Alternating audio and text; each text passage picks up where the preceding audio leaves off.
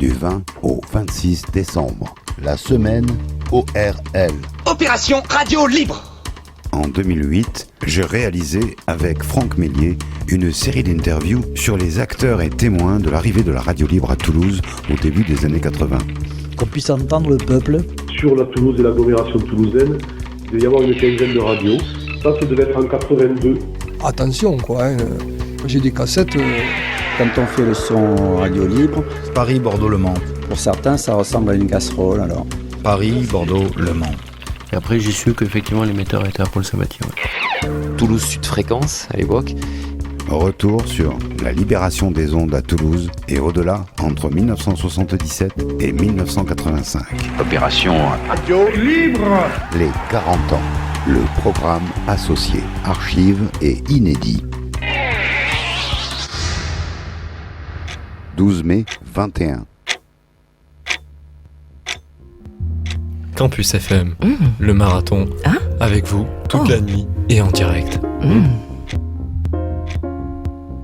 Événement sur Campus FM. Des programmes inédits, une playlist spéciale pour passer ensemble une nuit mémorable. Le marathon de campus, extrait. Radio Libre. Qu'il est beau, ce Radio Libre de Timothée. Il a la fougue de la jeunesse, un peu comme celles et ceux qu'on va écouter. Et pour en parler, on a le plaisir de retrouver Nina. Coucou, comme on dit. Donc en effet, nous allons ensemble faire le point sur le média radio. Ce média qui nous est cher fête cette année ses 100 ans d'existence. Alors une fois de plus, l'anniversaire n'est qu'un prétexte. Il est l'occasion de rappeler aux gens qu'on aime à quel point ils comptent ou encore de célébrer les choses qui nous tiennent à cœur. Mais au-delà des 100 ans de la technologie radiophonique, il y a un anniversaire qui, en tant que membre d'une radio associative telle que Campus, nous paraissait d'autant plus important de commémorer. Et il n'est autre que les 40 ans de la radio libre. On va commencer par un petit point historique. C'est donc il y a 100 ans, en 1921, qu'ont lieu les premières émissions de radio grand public en France. Ces premières émissions sont diffusées depuis la Tour Eiffel et les programmes ne deviennent quotidiens qu'à partir de novembre. On parle alors de radio d'État, une mainmise justifiée par la préservation de l'ordre public. Pourtant, ce cadre est assez perméable puisqu'en 1922, la première radio privée voit le jour sous le nom de Radio-La. Porté par ces initiatives privées, le média radio est en pleine envolée.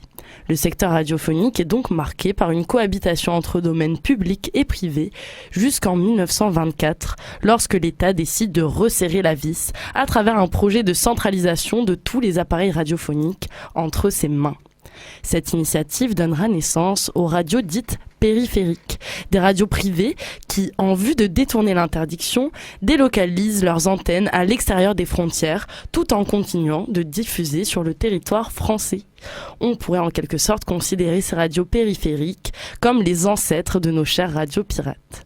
Toujours est-il qu'un nombre grandissant de stations radio se développe et que de plus en plus de Français accueillent le transistor au sein de leur foyer.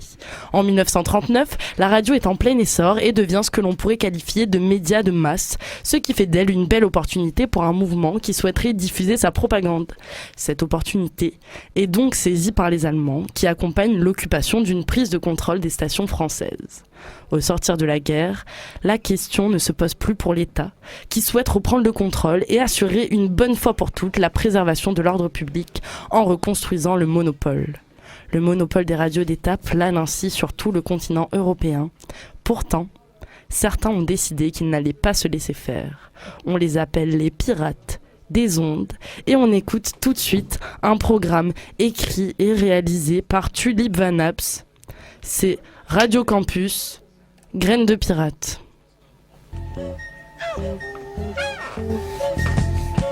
Savez-vous qu'à ce moment précis, vous écoutez des fréquences rebelles? Nos ancêtres étaient des pirates.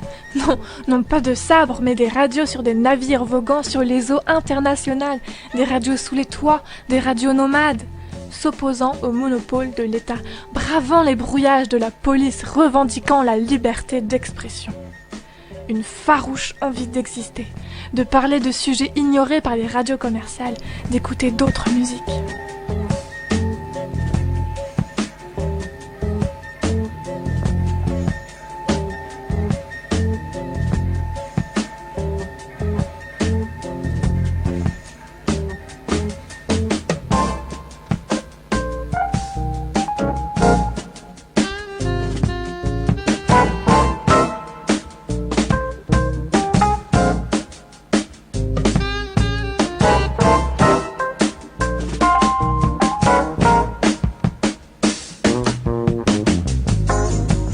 radio pirate. Une radio pirate musicale. Radio pirate. Caroline, tu as semé de la graine de pirate. Radio Caroline est anglaise basée sur les eaux internationales. Pere, pere, pere, pere, pere. Pere, pere, pere, pere, pere. Pere, pere, pere, pere, pere. Elle a offert le rock à la jeunesse, qui était très peu diffusé par la BBC. Pas moins de 7 millions d'auditeurs en quelques semaines. Allez jeter un œil au film Good Morning England, écrit et réalisé par Richard Curtis, inspiré de cette fameuse radio. Caroline a diffusé ses ondes aussi dans la zone côtière du Nord-Pas-de-Calais et jusqu'en Normandie. La vague arrive en France.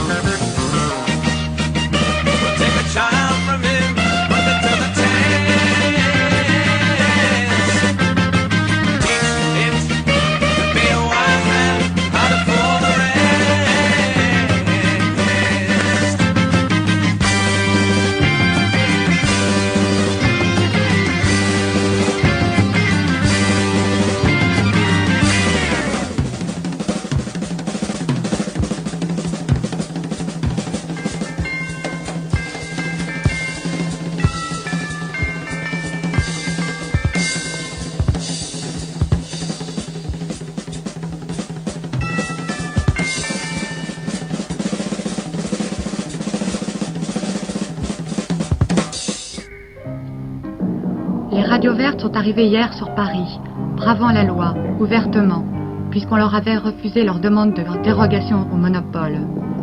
Elles sont arrivées par provocation, pour rompre les carcans de la non-communication, pour protester contre la mainmise sur la France du monopole d'État.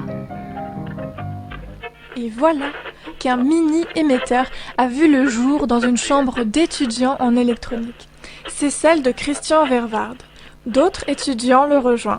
Radio Campus naît au printemps 1969 à Villeneuve-d'Ascq, diffusant au début sur un rayon de 3 à 4 km, avec pour but de donner la parole à ceux qui ne l'ont pas ailleurs et évoquer des thématiques non traitées par les radios commerciales. Une chanson pour les enfants qui naissent et qui vivent entre la scie et le bitume, entre le béton et l'asphalte, et qui ne sauront peut-être jamais que la terre était un jardin. Il y avait un jardin qu'on appelait la terre. Il brillait au soleil comme un fruit défendu. Non, ce n'était pas le paradis ni l'enfer. Alors, des réunions et des causeries commencent à se tenir le soir, pendant qu'un peu plus loin se poursuivent les émissions à l'antenne. La radio clandestine rend hommage à Radio Caroline dans la nuit du 3 au 4 février 1970, en diffusant en continu ses programmes. Les squatteurs des ondes ont perduré jusqu'à la législation des radios libres en 1981, qui amena Radio Campus à devenir une association en 1983. Aujourd'hui, nous sommes plusieurs radios disséminées sur le territoire associées au sein du réseau Radio Campus France.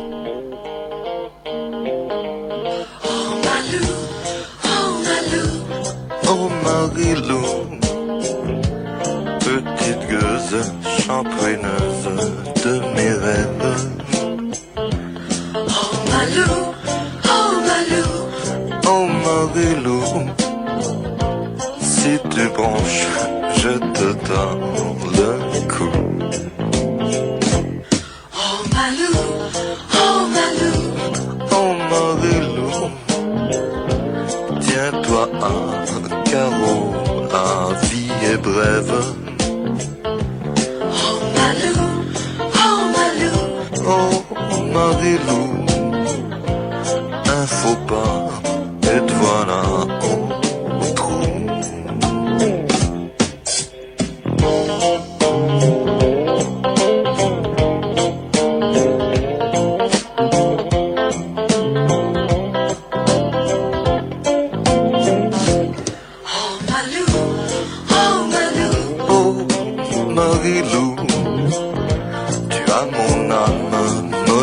gamme et ma sève. Oh Malou, oh Malou, oh Marilou, c'est pour toi et un point, c'est tout.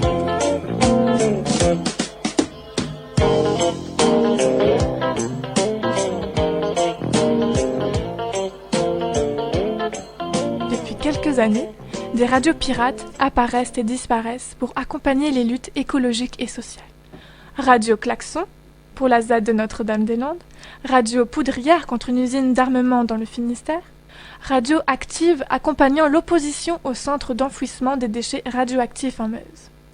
Et donc, c'est le moment d'un tuto accéléré. Mais parce qu'on n'a pas le temps, on n'a jamais le temps alors. Pour créer ta première petite radio pirate, il te faut un Raspberry Pi, un fer à souder, des cannes thermorétractables, du fil de fer, de l'étain et des fils du pont.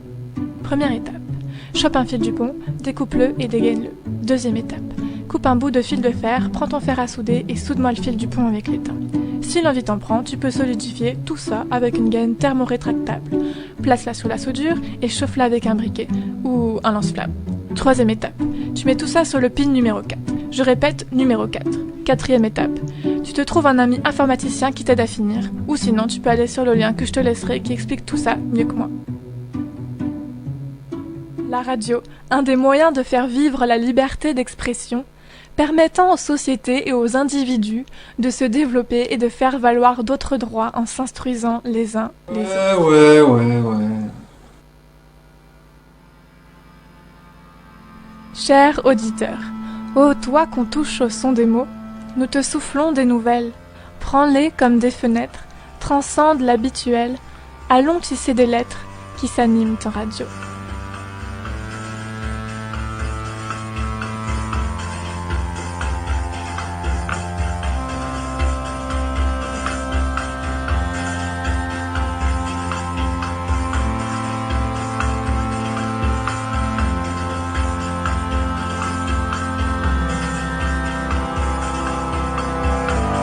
C'est une émission écrite et réalisée par Tulip Vanaps. Merci.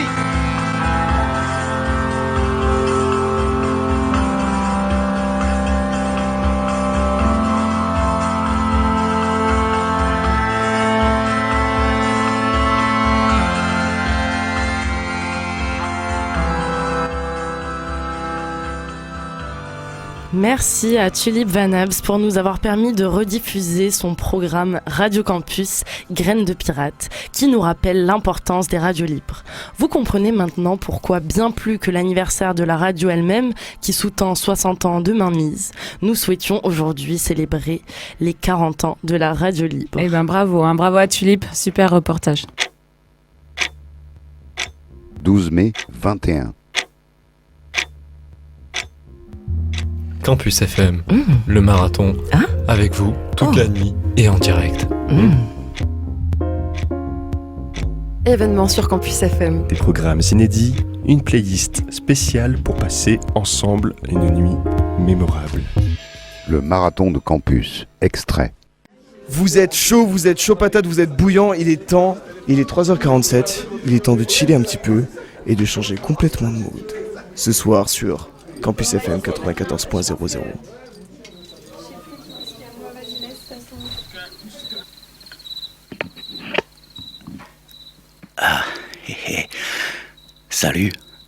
Salut à vous, auditeurs, auditrices, pour ce marathon campusien radiophonique.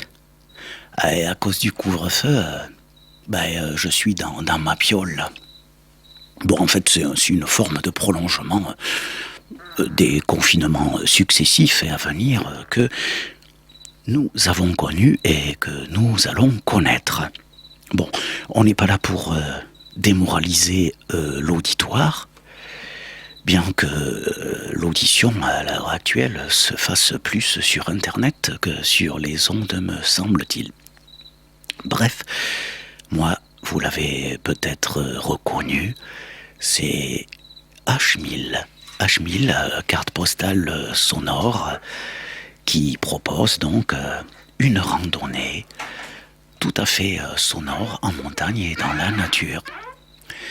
Mais avant d'en arriver là, oh là là là là là là, auditeur, auditrice, je suis passé par... D'abord, je suis arrivé à Radio Campus. Avant, on disait Radio Campus, 94 MHz. Donc, je suis arrivé à Radio Campus en 86. J'ai fait des émissions Pause Disque, Batcave, entrecoupées de fausses pubs. Et j'ai eu la chance, en fait, d'enregistrer ces quelques fausses pubs dans un studio d'enregistrement. Ça a été peut-être, et très certainement, quelque chose de très formateur pour moi, dans le sens où mon oreille, tout à coup, fut attirée par l'esthétique du son. Bien que les fausses publicités que vous allez entendre, à l'époque, on ne se posait pas la question de savoir si c'était bon, si c'était mauvais, si le CSA allait tendre l'oreille. Allez, je vous les envoie. Je sais pas si ça vous fait rire. Ça date de 92, je crois. Ouais, 92, oui. 86, 92. Première émission qui s'appelait Nous n'en savons rien. Et ensuite, 94, est né H1000. Mais voilà. Allez, c'est parti.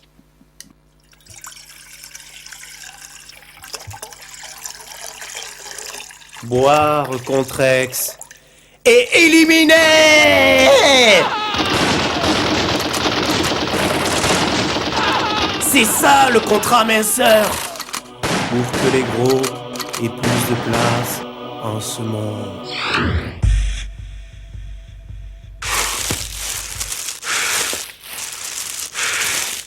Disoplaste, la colle à rustine, la colle qui vous en envoie un pet dans la narine.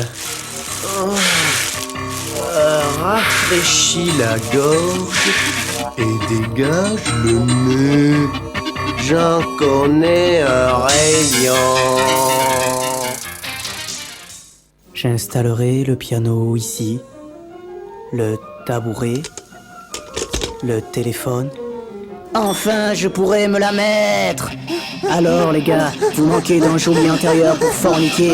Crédit dépucelage de France est là. Son livret X, un plan d'épargne délabrement. Crédit dépucelage de France, faut bien commencer dans la vie. Salut, mon nom est Henry. En ce matin de 4019, je me réveillais dans la salle d'Archéovision. J'avais trop déliré sur le LSD. Oh yeah!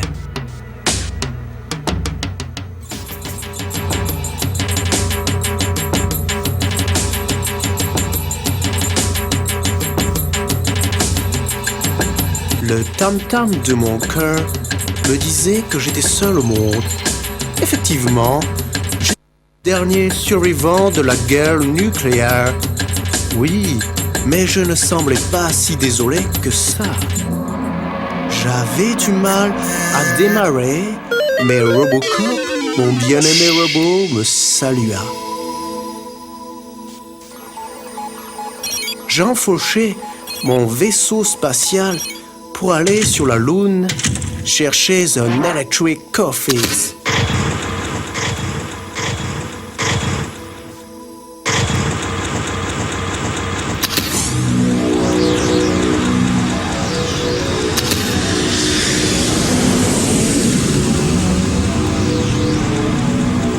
Voyage qui me conduisait à l'Android Club, le pub le plus réputé pour ses electric coffees, était charmant. Il y avait plein de météores qui me frôlaient, des débris de satellites, surtout américains, qui en ce temps-là observaient une région que l'on appelait le Golfe. Enfin, il ne restait plus grand-chose de cette époque. Après le culte de l'herbe bleue, voici venu le culte du grand bleu. Oui, déjantez-vous à l'eau de mer. Son odeur subtilement parfumée aux hydrocarbures et autres pesticides, vous pèteront la tronche. Ah, la mer, parlons-en avant qu'elle ne lui parle.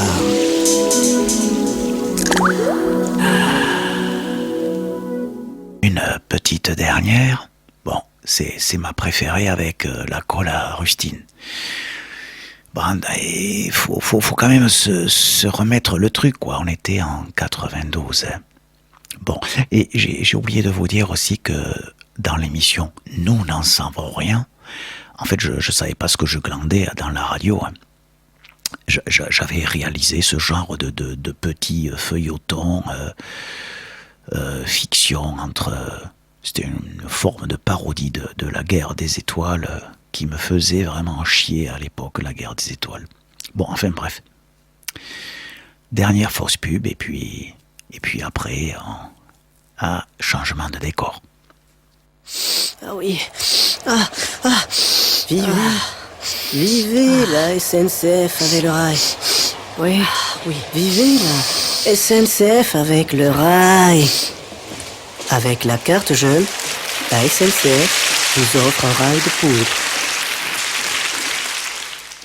Je vous disais, quoi que vous en pensiez, auditivement parlant, mon chat est en train de s'exciter.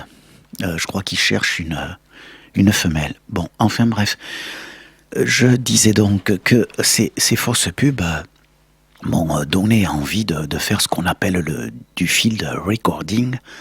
Excusez l'accent toulousain anglophone. Et donc, en fait, il s'agit de faire des prises de son à l'extérieur. Et comme je suis passionné, ça ne vous aura pas échappé de montagne, j'ai décidé d'enregistrer mes premiers sons, mes premiers pas, je dirais, avec un lecteur-enregistreur MD muni d'un petit micro-cravate. Et voici ce que ça donnait en 94. Aéroport de Francfort. De radio. Ah oui. Sur notre voyage dans l'Himalaya. Voilà. À bord du Boeing 747, avant le départ qui nous conduit à New Delhi, capitale de l'Inde. Il y a énormément de monde dans un Boeing. Bonjour Alex. À peu près 500 personnes, on arrive à rentrer, c'est incroyable.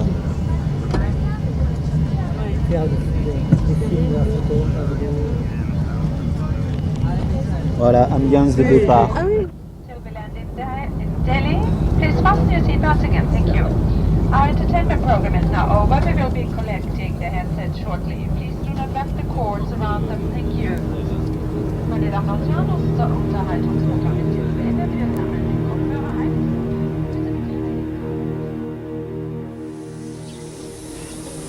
On est assez impressionné. Déjà le vol, dès qu'on a quitté New Delhi, on a vu les nuages de la mousson planer au-dessus.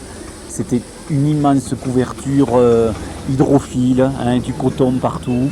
Et puis tout à coup, l'Himalaya qui a jailli, alors là, avec des pics élancés, des énormes glaciers, des pics atteignant 7000. On a deviné avec émotion, on courait de Nublo à l'autre, on a deviné peut-être le K2, peut-être la région de l'Everest, du Népal.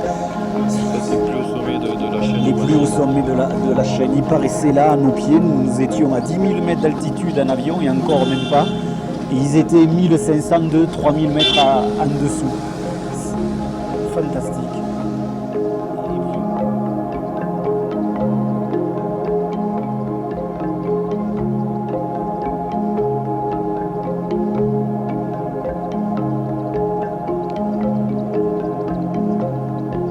C'est ainsi les voyages dans le tréfonds himalayen. On passe des grandes cités que sont New Delhi, des grands flots humains, à Tintin au Tibet, tout là-haut, au Ladakh, à 3600 mètres d'altitude, juste au pied des plus grands sommets, des plus grands glaciers du monde.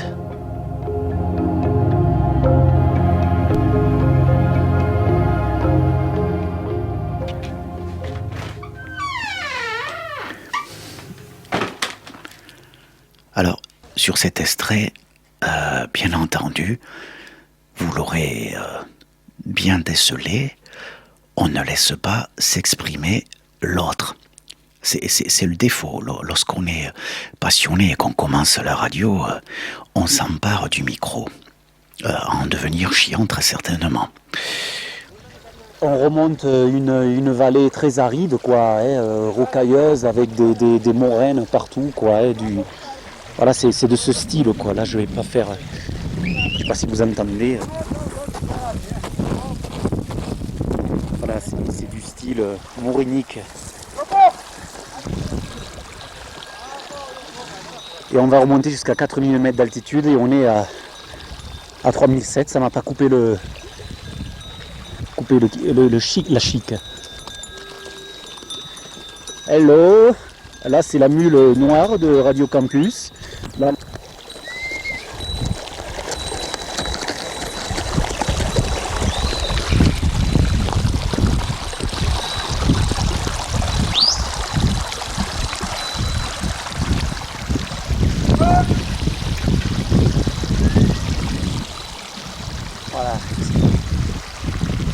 Vu le nombre de mules, c'est pas nous, hein, ça va être pour un grand trek. Allez, j'arrête, on va passer le col, on m'attend.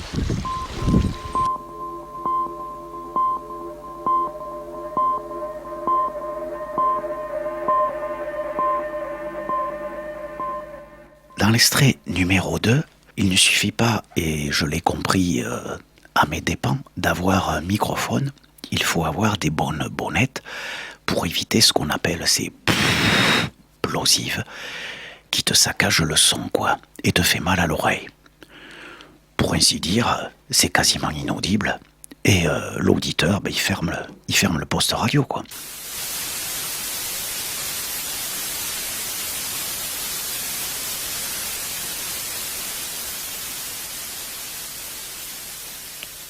Et aujourd'hui, au moment précis où je vous parle, entre ma chambre et la fenêtre qui donne sur ce petit extérieur où quelques grillons, si je monte le gain, chantent. Ah merde, c'est haut. Ah oui, c'est ça.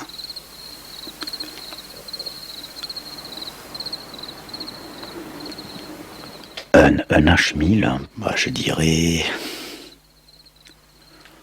de meilleure qualité sonore, peut-être un peu plus professionnel, ce profil.